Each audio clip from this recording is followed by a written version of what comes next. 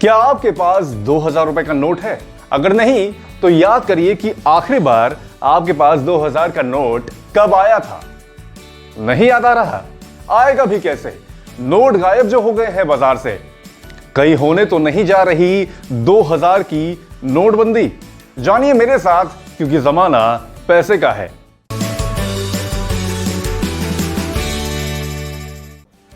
Demonetisation के बाद 2000 रुपए की नोट को पाने के लिए सभी उत्साहित थे।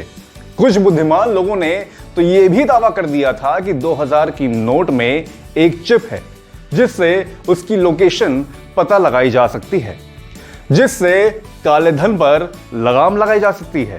लेकिन 2000 की नोटों के साथ दिक्कत भी कुछ कम नहीं थी।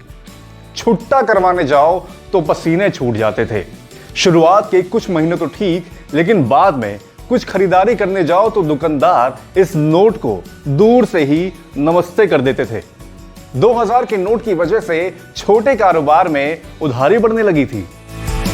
हालांकि पिछले कुछ वर्षों में 2000 के नोट के साथ साथ उसको लेकर उत्साह भी गायब होता जा रहा है। किसी भी एटीएम से 2000 रुपए के नोट तो वैसे ही नहीं निकल रहे हैं। बैंक शाखाओं से नकदी में भुगतान में भी इनका इस्तेमाल नहीं हो रहा है और लोगों की जेबों से भी यह छूमंतर तो हो ही गए हैं।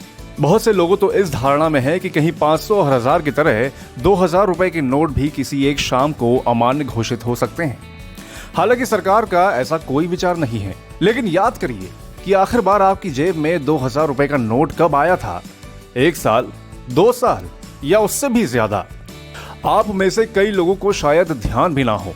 दरअसल इसकी कहानी 2019 में ही शुरू हो जाती है। उस दौरान कोई खास वजह सामने नहीं थी, लेकिन बैंकों में अनौपचारिक रूप से 2000 के नोट को सर्कुलेट ना करने के लिए बोल दिया गया था।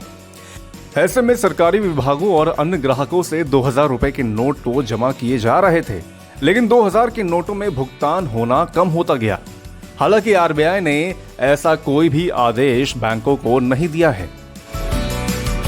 2000 के नोटों का सर्कुलेशन व छपाई कम होने के सवाल पर लोकसभा में एक लिखित जवाब में बताया गया कि सरकार और आरबीआई दोनों ने पिछले 2 वर्षों में इन नोटों की छपाई के लिए कोई ऑर्डर नहीं दिया है। सांसद ए गणेश मूर्ति ने पूछा था कि क्या सरकार ने 2000 रुपए के करेंसी नोटों की छपाई बंद कर दी है और क्यों बैंक और एटीएम मशीन में नोट अवेलेबल नहीं है।